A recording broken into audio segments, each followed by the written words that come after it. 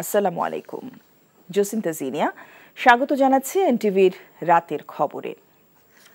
বেআইনি সমাবেশ ও পুলিশের কাজে বাধা দেওয়ার মামলায় ৩৭৫ জন আনসার সদস্যকে কারাগারে পাঠিয়েছে ঢাকার মুখ্য মহানগর হাকিম আদালত। এদিকে রাজধানীর আদাবর থানার একটি হত্যা মামলায় আওয়ামী লীগ নেতা আব্দুস সোবহান গোলাপের ৭ দিন এবং সাংবাদিক শাকিল আহমেদ ও ফারজানা রূপার ৫ দিনের রিমান্ড মঞ্জুর করেছে একই আদালত। আদালতে ছিল সেনা ও পুলিশের কড়া নিরাপত্তা। রিপোর্ট করছেন হাসান জাভেদ। চাকরি জাতীয়করণের এক দফা দাবিতে গত কয়েকদিন ধরে রাজপথে আন্দোলন করে আসছিল সাধারণ আনসাররা। রোববার তারা সচিবালয়ের সামনে সংঘর্ষে জড়ায়। এতে ৪০ জন শিক্ষার্থী আহত হয়। এ ঘটনায় রাজধানীর শাহবাগ, রমনা, পল্টন ও বিমানবন্দর থানায় মামলা হয়। মামলায় ৪২৬ জনের নাম উল্লেখ করে অজ্ঞাত কয়েক হাজার আনসার সদস্যকে আসামি করা হয়। সোমবার গ্রেফতারকৃত আনসার সদস্যদের আদালতের মাধ্যমে কারাগারে পাঠানো হয়। আইন শৃঙ্খলা রক্ষাকারী বাহিনীর কাজে বাধা, গাড়ি ভাঙচুর এবং গুরুতর জখম ইত্যাদির কারণে ৪টি থানায় 426 জন আনসারের বিরুদ্ধে মামলা দায়ের করা হয়েছে। তার মধ্যে ৩৭৫ জনকে আদালতে উপস্থাপিত করা হয়। বিজ্ঞ আদালত এই আনসারদেরকে কারাগারে প্রেরণ করে। ৩৭৫ জন। এদিকে আদাবর থানায় গার্মেন্টস কর্মী রুবেল হত্যা মামলায় আওয়ামী লীগ নেতা আব্দুস সোবহান গোলাপকে আদালতে হাজির করে ১০ দিনের রিমান্ড চায় পুলিশ। একই মামলায় গ্রেফতার দেখিয়ে সাংবাদিক শাকিল আহমেদ ও ফারজানা রূপারও ১০ দিনের রিমান্ড চাওয়া হয়। শুনানি শেষে গোলাপকে ৭ দিন এবং শাকিল ও রূপাকে ৫ দিনের রিমান্ড মঞ্জুর করেন ঢাকা মেট্রোপলিটন ম্যাজিস্ট্রেট মোহাম্মদ মোশাররফ হোসেন। একটা হত্যা মামলা, এই হত্যা মামলার মধ্যে ষড়যন্ত্র, নির্দেশদাতা, মদতদাতা, অপরাধের সঙ্গে সংশ্লিষ্টতা এটা একটা বিষয় আছে।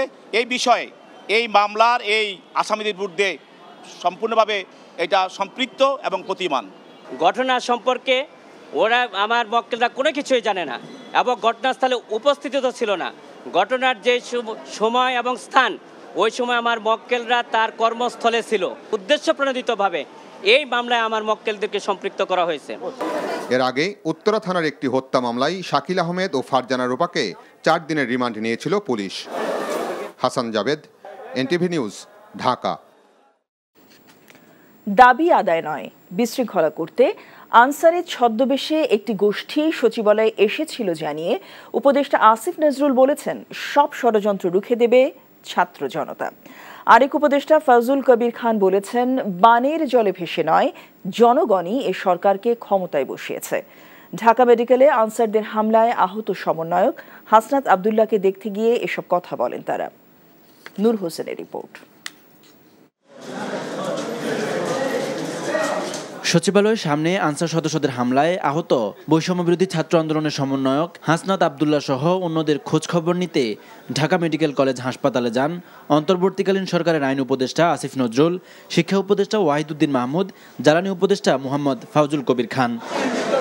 আহতদের খোঁজ খবর শেষে সাংবাদিকদের আসিফ নজরুল বলেন, স্বৈরাচারী সরকার হটানো ছাত্র জনতা এখনও জাগ্রত, কোনো ষড়যন্ত্রই সফল হবে না।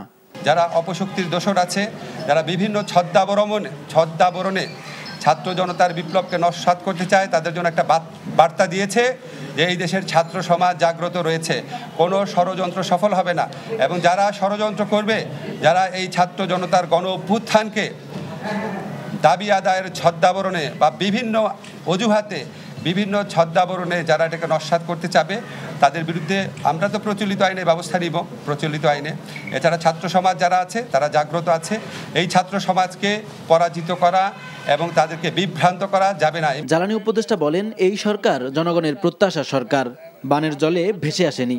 প্রত্যেকটা দাবিরই কিন্তু একটা আর্থিক সংশ্লেষ আছে, মানে সরকারের ব্যয় বাড়বে, তো সরকার রাজস্ব তো হঠাৎ করে রাতারাতি বেড়ে যাবে না। তাহলে আমরা কিভাবে এইসব দাবি মেটাবো? টাকা ছাপতে পারি, টাকা ছাপলে কি হবে? মূল্যস্ফীতি হবে, মূল্যস্ফীতি হলে কি হবে? আপামর জনসাধারণ এর সময় সাফার করবে। এছাড়া আহত শিক্ষার্থীদের দেখতে ঢাকা মেডিকেল পরিদর্শন করেছেন শিল্প এবং গৃহায়ন ও গণপূর্ত উপদেষ্টা আদিলুর রহমান। এদিকে শারীরিক অবস্থার অবনতি হওয়ায় সমন্বয়ক হাসনাত আবদুল্লাহকে সিএমএইচ হাসপাতালে নেওয়া হয়। Nur Hossain, NTV news, Dhaka. Regulator ভেঙে যাওয়ায় নোয়াখালীর বন্যা পরিস্থিতির অবনতির শঙ্কা করা হচ্ছে। নতুন করে বন্যা কবলিত হচ্ছে চাঁদপুর জেলা। তবে ফেনী মৌলভীবাজারের কিছুটা উন্নতি হয়েছে। দুর্গত এলাকায় চরম সংকট দেখা দিয়েছে পানি ও খাবারের। ভেঙে পড়েছে যোগাযোগ ব্যবস্থা, বাড়তে শুরু করেছে পানিবাহিত রোগবালাই। দুর্ভোগ লাঘবে কাজ করছে সেনা, নৌবাহিনী সহ বিভিন্ন স্বেচ্ছাসেবী সংগঠন। এদিকে 5 দিন বন্ধের পর আখাউড়া সীমান্তে যাত্রী পারাপার শুরু হয়েছে। বিস্তারিত ওয়ালিউল্লাহ অলির ডেস্ক রিপোর্ট। অতিরিক্ত পানির চাপে নোয়াখালীর কোম্পানিগঞ্জের মুসাপুর রেগুলেটর ভেঙে গেছে। সোমবার সকাল 10টার দিকে এটি ভেঙে যায়। এতে স্থানীয়দের মাঝে আতঙ্ক বিরাজ করছে এবং চলমান বন্যা পরিস্থিতির অবনতির আশঙ্কা করছেন স্থানীয়রা। বন্যার পানি নামাতে গত 2 দিন আগে রেগুলেটরের 23টি গেটের সবগুলো খুলে দেওয়া হয়েছিল। ফলে কোম্পানিগঞ্জের বন্যা পরিস্থিতির কিছুটা উন্নতি হয়েছিল, কিন্তু মুসাপুর রেগুলেটর ভেঙে যাওয়ায় স্থানীয়দের মাঝে উৎকণ্ঠা বিরাজ করছে। ফেনীর ফুলগাজী, পরশুরাম ও সদরে বন্যার পানি নামতে শুরু করলেও পানিবন্দী রয়েছে ছাগলনাইয়া, সোনাগাজী ও দাগনভূঞা উপজেলার লাখো মানুষ। শুকনো খাবার ও বিশুদ্ধ পানির সংকটে তাদের ভোগান্তি বেড়েছে। জেলায় প্রায় 8 লাখ মানুষ বন্যা আক্রান্ত হয়েছে বলে জানিয়েছে জেলা প্রশাসন। উদ্ধার কাজে ও ত্রাণ বিতরণে সেনাবাহিনী, নৌবাহিনী, RAB, BGB, coastguard, fire service সহ শতাধিক স্বেচ্ছাসেবী টিম কাজ করছে। এদিকে জেলা জুড়ে বৃদ্ধি পেয়েছে পানিবাহিত রোগবালাই। ধর্মপুর, বড়ইয়া ওইদিকে আটকা রয়েছে, অনেক মানুষ আটকা রয়েছে, আর ওইদিকে টান পৌঁছা যেতে না, নৌকাও নাই। ছোট বাচ্চা ঠান্ডা লেগে গেছে, ওদের ঘুমানোর জন্য কিছু শুকনা কাপড় লাগবে যেগুলো নিচে যাতে দিয়ে ঘুমাইতে পারে। পানিতে কয়দিন ছিল, বিভিন্ন ধরনের অ্যাবসেস, বয়েল এগুলো ডেভেলপ করছে, বিভিন্ন ধরনের ইনফেকশন হচ্ছে। আর কিছু পাচ্ছি আমরা চর্মরোগগুলো যেগুলো আগে ছিল এগুলো এখন স্যাঁতস্যাঁতে অবস্থা হওয়ার কারণে এগুলো আরো একটু বেড়ে গেছে। উজানে ভারতের অংশে গত 3 দিন বৃষ্টিপাত না হওয়ায় মৌলভীবাজারের মনু, ধলাই ও কুশিয়ারা নদীর পানি নামতে শুরু করেছে। নিচু এলাকা থেকে পানি নামতে শুরু করায় অনেকে নিজ বসতঘরে ফিরতেও শুরু করেছেন। এদিকে নতুন করে বন্যা কবলিত হচ্ছে চাঁদপুর জেলা। প্রতিদিন তলিয়ে যাচ্ছে শাহরাস্তি উপজেলার বিস্তীর্ণ এলাকা। পরিস্থিতি অবনতির আশঙ্কায় অনেকে আশ্রয় কেন্দ্রে চলে যাচ্ছেন। এছাড়া টানা বৃষ্টি ও উজানের ঢলে সৃষ্ট বন্যায় কুমিল্লা, চট্টগ্রাম, খাগড়াছড়ি, হবিগঞ্জ, ব্রাহ্মণবাড়িয়া, সিলেট, লক্ষ্মীপুর ও কক্সবাজারে ক্ষতিগ্রস্ত প্রায় 10 লাখ পরিবার। বঙ্গোপসাগরে গভীর সঞ্চালনশীল মেঘমালা তৈরি হওয়ায় গত 2 দিনের টানা ভারী বৃষ্টিতে স্থবির হয়ে পড়েছে সুন্দরবন সংলগ্ন মোংলা উপকূলের জনজীবন। মোংলা সমুদ্র বন্দরে জারি করা হয়েছে 3 নম্বর স্থানীয় সতর্ক সংকেত। এদিকে গত 2 দিন ধরে টানা বৃষ্টিতে মোংলা পৌর শহরের বিভিন্ন এলাকায় জলাবদ্ধতা সৃষ্টি হয়েছে। ওয়ালিউল্লাহ অলি, এনটিভি নিউজ ডেস্ক। অথই পানিতে অবর্ণনীয় দুর্ভোগে নোয়াখালী এলাকার লাখো মানুষ। পানির উচ্চতা এতই বেশি যে পায়ের নিচে মাটির স্পর্শ পাওয়া যায় না। তার উপর থেমে থেমে বৃষ্টি। শহর এলাকায় সহায়তা পৌঁছলেও দুর্গম এলাকায় মানুষ আছেন ভয়াবহ খাদ্য সংকট ও ঝুঁকিতে। নোয়াখালী দুর্ভোগের চিত্র তুলে ধরছেন নিয়ামুল আজিজ সাদেক, ক্যামেরায় আনোয়ার হোসেন মিলন।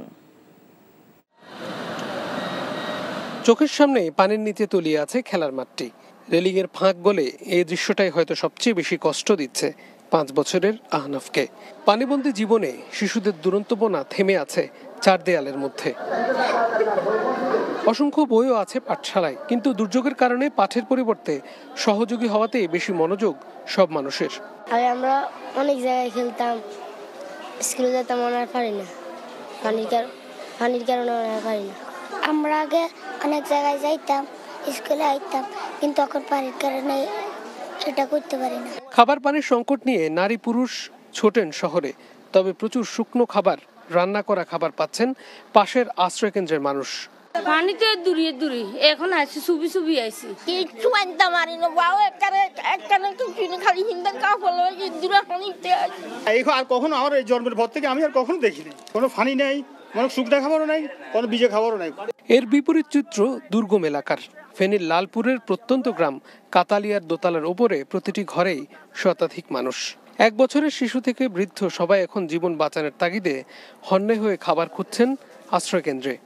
নিয়ে ব্যাগ গেছে গো চাল ডাল ব্যাগ দুটি ব্যাগ ব্যাগ ব্যাগ বাজি গেছে উঠি চাইজন ঘর দুবার ব্যাগ ডুবে গেছে গো কিছু নাই দুধ কিছু পাওয়া যায় না খানা পাওয়া যায় না টানা বৃষ্টিতে নিরুপায় অসহায় মানুষের আর্তি খাবার আর বিশুদ্ধ খাবার পানির পানিটা নিয়ে খাওয়া দাওয়ার সমস্যা কি পানিটা নিয়ে আনতে পারি না দেন না ভিজি পানি আনি স্মরণকালের বড় এ বন্যায় নোয়াখালীর প্রায় প্রতিটি ঘরই ডুবে গেছে প্রত্যন্ত এলাকার মানুষগুলো আশ্রয় নিয়েছে উঁচু জায়গায় প্রত্যেকটি শিক্ষা প্রতিষ্ঠান আশ্রয় কেন্দ্র খোলা হয়েছে যে কারণে অসংখ্য পরিবার এসে আশ্রয় নিতে পারছেন তাদের জন্য কিছু শুকনো খাবার এবং রান্না করা খাবারও জুটছে কিন্তু ভেতরে যে আশ্রয় কেন্দ্রগুলো আছে তার সমানুপাতিকভাবে সেই খাবারগুলো পাচ্ছে না কিংবা পানির সংকট রয়েছে বিশুদ্ধ খাবার পানি এবং স্যানিটারির নিয়ামুল আজিজ সাদিক এনটিভি নিউজ বেগমগঞ্জ নোয়াখালী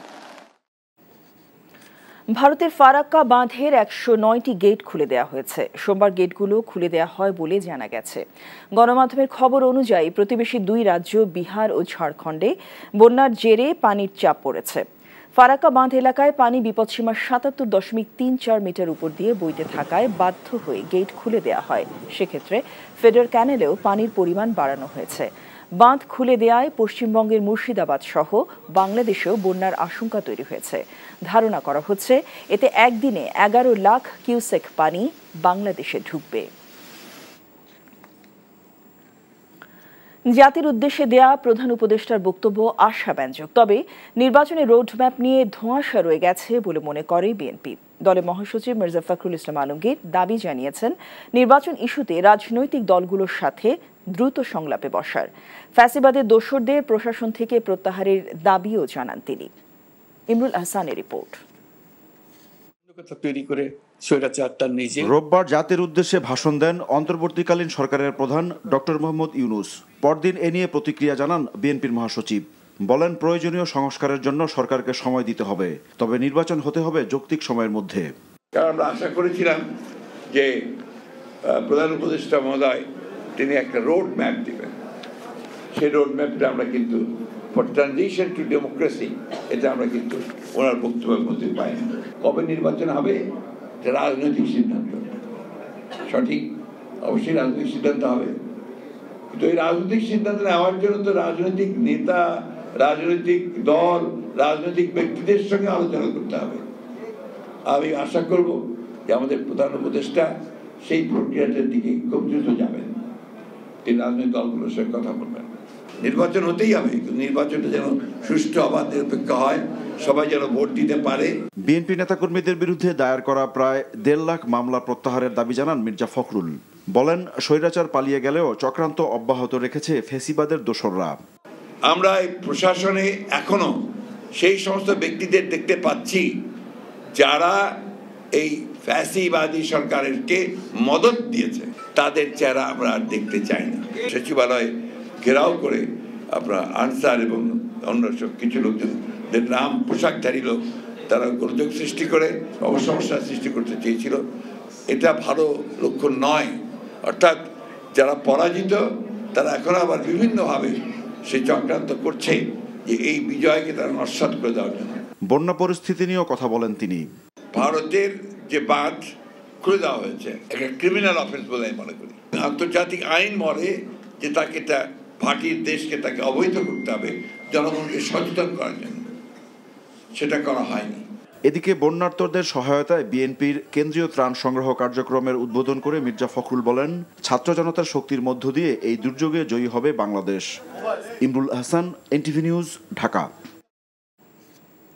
হাসিনা সরকারের পতনের পর সামনের দিনে বাংলাদেশের রাজনীতি কেমন হবে কত দ্রুত একটি নিরপেক্ষ নির্বাচন হতে পারে এবং সেটির ধরন কেমন হবে এসব বিষয় নিয়ে বিএনপি মহাসচিবের সাথে সৌজন্য সাক্ষাৎ করেছেন British High Commissioner Sarah Cook বিকেলে গুলশানে বিএনপি চেয়ারপারসনের কার্যালয়ে সৌজন্য সাক্ষাতে বিএনপির স্থায়ী কমিটির সদস্য আমির খসরু চৌধুরী মাহমুদ বিএনপি নেতা শামা ওবায়দ এবং তাবিত আওয়াল উপস্থিত ছিলেন সৌজন্য সাক্ষাৎ শেষে সাংবাদিকদের প্রশ্নের জবাবে আমির খসরু মাহমুদ চৌধুরী বলেন সামনের দিনে নির্বাচন কিভাবে হবে কখন হবে তা দেশের রাজনৈতিক দলগুলোই নির্ধারণ করবে এ বিষয়ে ব্রিটিশ হাই কমিশনার পাশে থাকার অঙ্গীকার করেছে বলে জানান তিনি বলেন দুর্নীতির মাধ্যমে যারা দেশটিতে অর্থ পাচার করেছে তাদের অর্থ ফিরিয়ে আনতে সহায়তা করবে দেশটির সরকার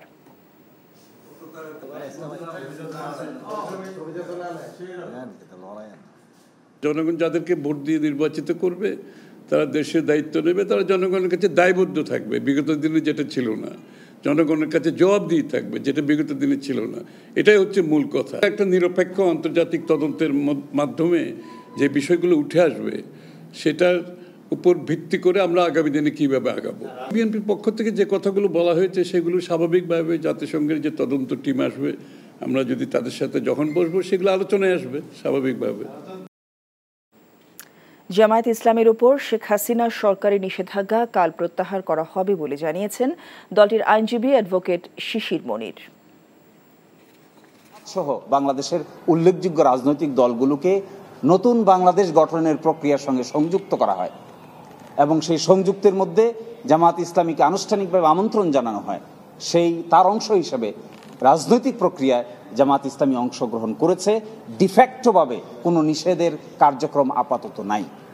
তারপরেও যেহেতু একটি আইনি পদক্ষেপ নিয়েছিলেন, এই আইনি পদক্ষেপটি প্রত্যাহার করার জন্য কিংবা বাতিল করার জন্য আমরাও আইনগতভাবে অগ্রসর হয়েছি এবং সেটি সন্ত্রাস বিরোধী আইনের 19 নম্বর ধারা অনুযায়ী আইনগত কি পদক্ষেপ হবে তা সেখানে বলে দেওয়া আছে।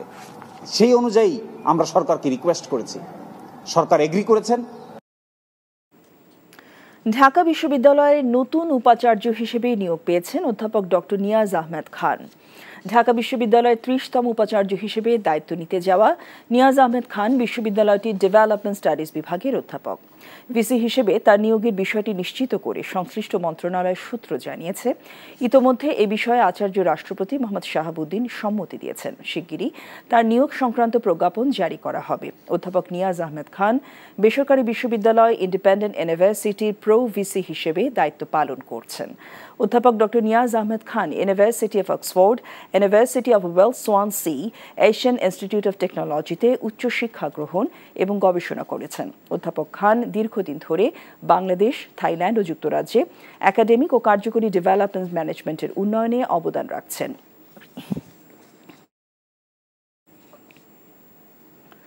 জাতীয় সমাজতান্ত্রিক দলের সভাপতি ও সাবেক তথ্যমন্ত্রী হাসানুল হক ইনুকে গ্রেফতার করেছে ঢাকা মেট্রোপলিটন পুলিশ। বিকেলে রাজধানী উত্তরার একটি বাসা থেকে তাকে গ্রেফতার করা হয়। নিউমার্কেট থানার একটি হত্যা মামলায় তাকে গ্রেফতার করা হয়েছে বলে জানায় পুলিশ।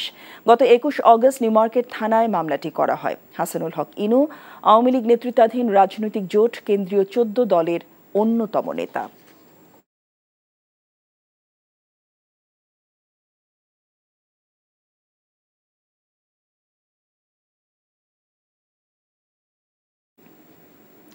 বাংলাদেশকে একটি পরিবার উল্লেখ করে অন্তর্বর্তীকালীন সরকারের প্রধান উপদেষ্টা অধ্যাপক ডক্টর মোহাম্মদ ইউনুস বলেছেন, এই পরিবারে প্রতিটি সদস্যের অধিকার নিশ্চিত করাই সরকারের কাজ। শুভ জন্মাষ্টমী উপলক্ষে প্রধান উপদেষ্টার সরকারি বাসভবন যমুনায় হিন্দু ধর্মাবলম্বী বিশিষ্ট ব্যক্তিদের সাথে শুভেচ্ছা বিনিময়কালে তিনি এসব কথা বলেন। ডক্টর ইউনুস বলেন, তারা এমন বাংলাদেশ গড়তে চান যেখানে সবাই নির্ভয়ে নিজেদের অনুষ্ঠান পালন করবে এবং মন্দিরগুলো আর পাহারা দিতে হবে না। সম্প্রতি প্রধান উপদেষ্টা ঢাকেশ্বরী মন্দির পরিদর্শনের কথা উল্লেখ করে হিন্দু নেতারা হিন্দু জনগোষ্ঠীর সম্পত্তি দখল ও মন্দিরে হামলার অভিযোগ করেন। প্রধান উপদেষ্টা এসব ঘটনার সাথে জড়িতদের বিরুদ্ধে ব্যবস্থা নেয়ার নিশ্চয়তা দেন।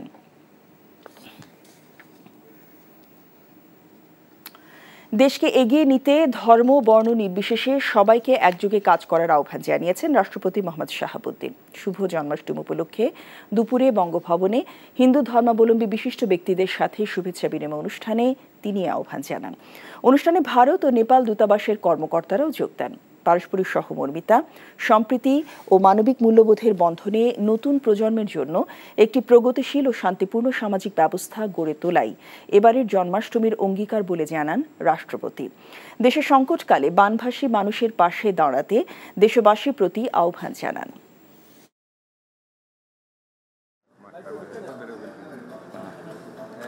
শ্রীকৃষ্ণের আদর্শ। আজ শুভ জন্মাষ্টমী। হিন্দু পুরাণ মতে অশান্ত পৃথিবীতে শান্তি আনতেই শ্রীকৃষ্ণের আবির্ভাব ঘটে। এবার জন্মাষ্টমী উৎসবের ব্যয় সীমিত করে বন্যা দুর্গতদের সহায়তা দেওয়ার উদ্যোগ নিয়েছে সনাতন ধর্মাবলম্বীদের সংগঠনগুলো। সেই সাথে পাপ আর দুর্যোগ থেকে মুক্তি পাবার প্রার্থনা করছেন সনাতন ধর্মাবলম্বীরা। আবির আহমেদের রিপোর্ট। পুরাণ মতে ভাদ্র মাসের কৃষ্ণপক্ষের অষ্টমীতে মথুরায় কংসের কারাগারে জন্ম নিয়েছিলেন শ্রীকৃষ্ণ। সেই পুণ্যতিথির স্মরণে পালিত হয় জন্মাষ্টমী। শুভ জন্মাষ্টমী। পৃথিবীতে যখন অধর্ম বেড়ে গিয়ে ধার্মিক ও সাধারণের জীবন দুর্বিষহ হয়ে ওঠে, তখনই দুষ্টের দমন ও সৃষ্টের পালনের মাধ্যমে ধর্ম রক্ষার জন্য ভগবান শ্রীকৃষ্ণ অবতার রূপে ধরণীতে নেমে আসেন। এই অষ্টমী তিথিতে ভগবানের আবির্ভাব ঘটেছিল। তিনি এসে আমাদেরকে যে গীতার বাণী দিয়ে গেছেন, শ্রীমদ্ ভগবত গীতা, এই গীতা সমস্ত মানুষের কল্যাণের কথা বলেছেন। জন্মাষ্টমী উপলক্ষে পূজা অর্চনা এবং নাম কীর্তন সহ বিভিন্ন আচার অনুষ্ঠান পালন করতে আসেন সনাতন ধর্মাবলম্বীরা। বিশ্ব শান্তির কামনা করছি, আমাদের দেশ তথা সকল মানুষের যেন শুভ মঙ্গল হয়, সকলের সকল আশা স্বপ্ন যেন পূরণ হয়। হামলা হানাহানি মারামারি এটা যেন ভুলে যায়। আমরা তো পৃথিবীতে 2 দিনের অতিথি, আবার চলে যেতে হবে। সব ধর্মের মানুষকে চলে যেতে হবে। তো আমরা মিলেমিশে যেন পৃথিবীতে ভালোভাবে বাঁচতে পারি। তবে দেশের বিভিন্ন অঞ্চলে জন্মাষ্টমী শোভাযাত্রার অর্থ বন্যায় ক্ষতিগ্রস্তদের মাঝে বিতরণের ঘোষণা দিয়েছেন সনাতন ধর্মাবলম্বীদের বিভিন্ন সংগঠন। সেই সাথে বন্যার্তদের জন্য মন্দির থেকে অর্থ উত্তোলন করা হয়, যা সহায়তা হিসাবে দান করা হচ্ছে বন্যা কবলিত এলাকায়।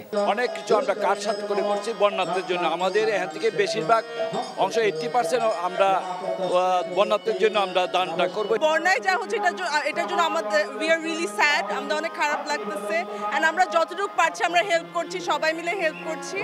পূজা অর্চনা ও বিশেষ প্রার্থনা হচ্ছে মন্দিরে মন্দিরে, যাতে দুর্যোগ দুর্বিপাক থেকে মুক্তি পায় মানুষ।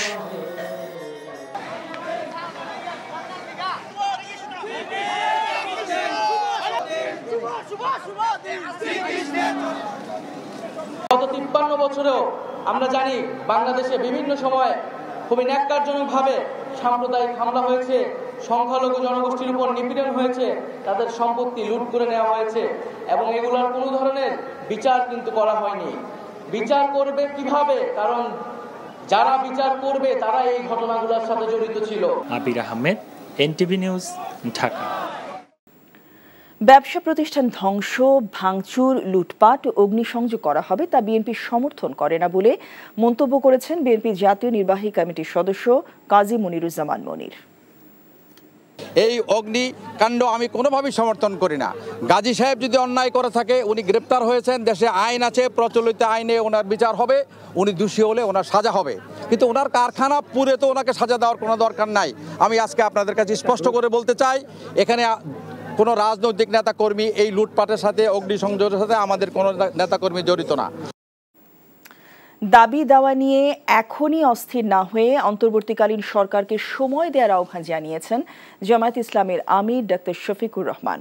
দুপুরে ঢাকা মেডিকেল কলেজ হাসপাতালে সচিবালয়ের সামনে আহত সমন্বয়ক হাসনাত আবদুল্লাহ সহ আহতদের দেখতে গিয়ে তিনি এ কথা বলেন।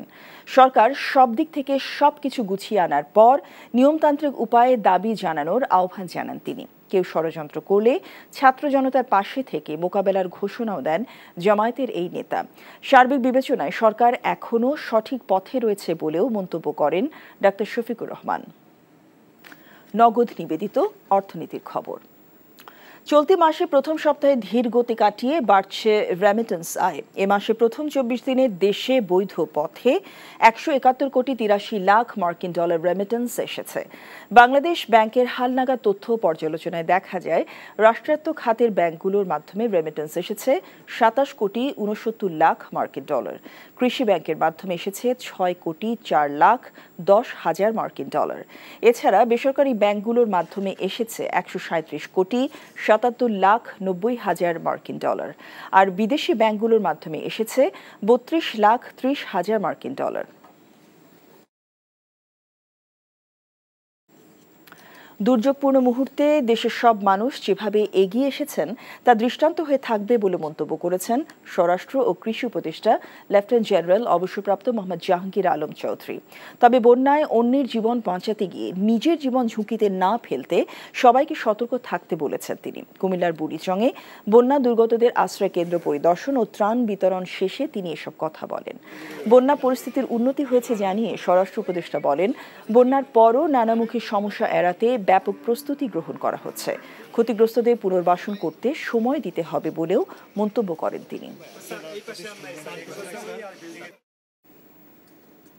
বিএনপি ভারপ্রাপ্ত চেয়ারম্যান তারেক রহমানের নির্দেশে চট্টগ্রামে মিরেশরাইয়ে ত্রাণ বিতরণ করা হয়েছে। মিরেশরাই উপজেলা বিএনপির আহ্বায়ক জনাব সাইদুল ইসলামের নেতৃত্বে প্রায় 15,000 বন্যা কবলিত পানিবন্দী মানুষের মধ্যে রান্না করা খাবার বিতরণ করা হয়।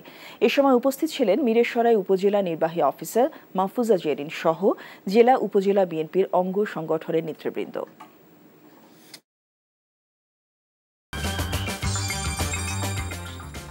এই ছিল রাতের খবরে। এই খবরের ভিডিও সহ আপডেট জানতে ভিজিট করুন NTV অনলাইন www.ntvbd.com। এছাড়াও NTV জনপ্রিয় সব অনুষ্ঠান ও খবরের আপডেট জানতে ভিজিট করুন আমাদের ইউটিউব ভেরিফাইড ফেসবুক পেজ। রাত 1টায় মধ্যরাতের খবর দেখার আমন্ত্রণ জানিয়ে শেষ করছি। সবাইকে ধন্যবাদ। শুভরাত্রি।